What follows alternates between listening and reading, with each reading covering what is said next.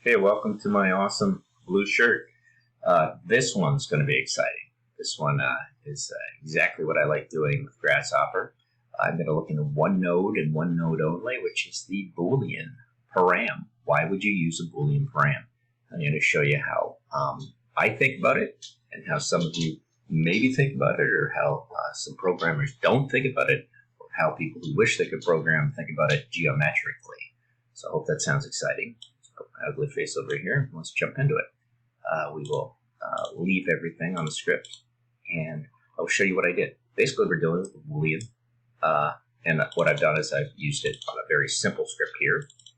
I used it on a much more complex script here, and we're looking at data, and then I do it in a very interesting way using call pattern, which is really, for me, the way to understand Booleans. Now, if you don't understand Booleans, pretty much 1, 0, 0, 1, true, false. And you can test things in the maths and start dealing with the operators when it hits under the equality all the way through the gate XOR. If you've played with those and you've struggled with those, if you've looked at Arturo Tedeschi's book, there is a chapter on conditionals, and it is amazing. You go into there and you see a script and he concatenates, this is a cat, and he searches for words within data like line and poly, and he really has an understanding, and I'm just not there. So let's start pretty simple. Two numbers on an equality or a greater than generate a Boolean, which is a true value or a false value. That's it. So you slide these around and you watch those little ends have an effect. There you go. Numbers affecting true and false. Now that's pretty ingenious and amazing, but then again, if you're not impressed by the ability to read and write as an invention, probably this isn't that exciting to you. Let's go on to the second one. What I've done is I produced a polygon. I moved that polygon. I rotated that polygon. And what I've done is I think geometrically, like inclusion or exclusion. So what I did here, let's take off this blue. What I did was I found a region union, which I absolutely love. So region union with a boundary surface on it are all these wonderful shapes here. What a wonderful way to grab geometry. Don't get into too many Booleans up here in the three-dimensional solid differences or Boolean differences when you think of Rhino. Stick with the regions for a while. This one generates the star, and this one generates everything around it, and it actually overlaps, and there's a little bit of a problem with surfaces over top. But let's take, for example, this one. And what I want to do is I think inclusion or exclusion. Like I need something like points in curve. Are the points in the curve? So generate some points. And I say to myself, are those points in that,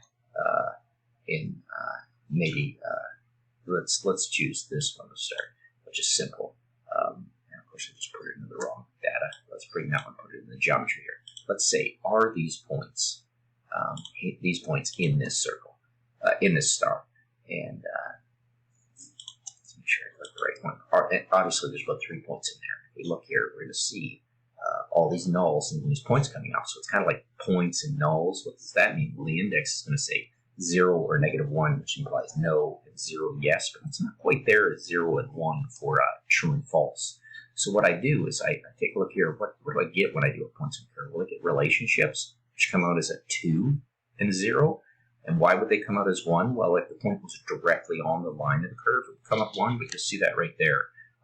You've got outside curve is 0, inside is 2, and 1 is coincident. But that's not quite to what I need 2. And then the indices coming out generates this, which is 0, -1. And that's not quite the Boolean I'm looking for, and points isn't quite it. So what I'm going to do is take it and go into this tool, the Null Items, which is pretty awesome. You bring it in and it says, is that null? Is that data on these points null or not? And it's saying, oh, true, false, false, true, and all that. And now I'm getting into some Booleans. I'm like, well, there's a Boolean example. But then I'm like, what is out there? A clean tree, which is something you have to get into. You must go into sets, go into tree, and learn all of these nodes as best that you can. Path Mapper is going to be my goal to set, and Daniel Kristev does it incredibly online.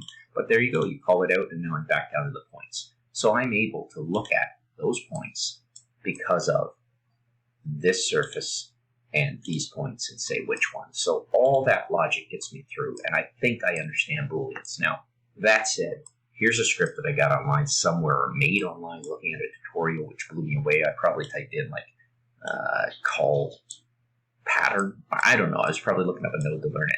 I have my bifocals in there again, but let's see. I've generated a series of points. We don't have to be too crazy about that. Let's pick a few, because that might make more sense when we get further down the geometry. 1 and 0 means nothing to me, really. You know, it's math and algebra and physics, maybe. But I'm a pulley and lever type person. If you don't believe me, take a look at michaelwickerson.com. You'll see I did my first show was lifting and pulling. And I had to physically turn those circles, those 1s and 0s into fulcrums and levers and pulleys. I had to make sense of them. So what I did here was I grabbed a list item. I'm not sure why, but it was 25, which may affect it as an odd number. I'm not sure. And I take a list item and I say somewhere through that. Now, if there's only 25 in the count, I definitely want to bring this count down to a list item that's between that and the count. And I'm saying grab those points. Grab a point there somewhere. And that one, I don't like where it's located. I'm just looking in that frame and saying, okay, which one do I want to grab?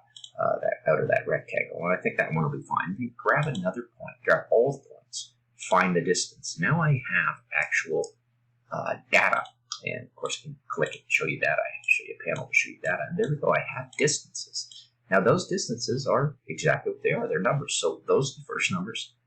If I set the second number as are those numbers greater or less than this number, I'm going to end up with Booleans that take this data, and if you there's where I'm getting into true and false again. So boom, it's telling me yes or no, and that's another great use of using a param to hold true and false values. This one being totally opposite that, and because I slide this number to compare to that distance, I can affect that. And okay, now I have data that's going Boolean, but I can use that as a pattern. And I would say really go into the sets, the list, the weave, the dispatch, the null items for place items. Think of anything that has a pattern as something to bring in some Booleans and generate the lines that are basically longer than that out of that series and those that are shorter than that. So now I have the ability to grab both those geometries and affect them in a sense of having them here. Those are all of them. These are the other ones. But I can grab certain geometries in there because of the distance and because of the call pattern. And so that's to me very interesting and makes the Boolean physical. Of course, I'm doing it in a line right now. I'm not doing it in solids or anything like that. But that is a way of thinking of Booleans and how you can actually bring that into your scripts. This is a pretty essential one. I actually take this bottom one right here, and I put that right into my snippets, and I put that under Boolean logic, geom 001, and there's the example of it. That's actually what comes up. And so you can change the count of that, and you can see, you can grab an index anywhere through that. So now you have a much longer thing, and you could always grab this as a tool, variable pipes or not. And my little daughter's up, but I think just for interest, because I found this on a tutorial from OM, not only could I pipe these lines to make them interesting, I'm not sure what the radius will be. That's going to be big and ugly. Pipe these ones. And there they are. What they do in here, which I like about, I'm going to bring the radius down. I may slip into this and try to slide it in, but I saw a very good tool for variable pipes. And setting up params, and maybe that's another lecture, I'll do that. But in a sense, you need the parameters to match the radii, and I'd always been using gene pool. I'm just throwing this in as a bonus. Grab your range and throw that through. What I liked was they actually grabbed the range and funneled it through a graph mapper. So they grabbed another one of these. Actually, I think he just grabbed that, put it through there, and was able to pipe it and change the shapes of those through a simple tool like this. So let's grab a sine tower, and there you go. You start to have some geometric effects on your. Oh, let me grab it. It's just slow. I'm just having trouble grabbing it. Yeah, variable pipes and having a little effect on those geometries. Pretty cool. And I hadn't been doing this, but now I'm totally into it. So that's a little bonus at the end.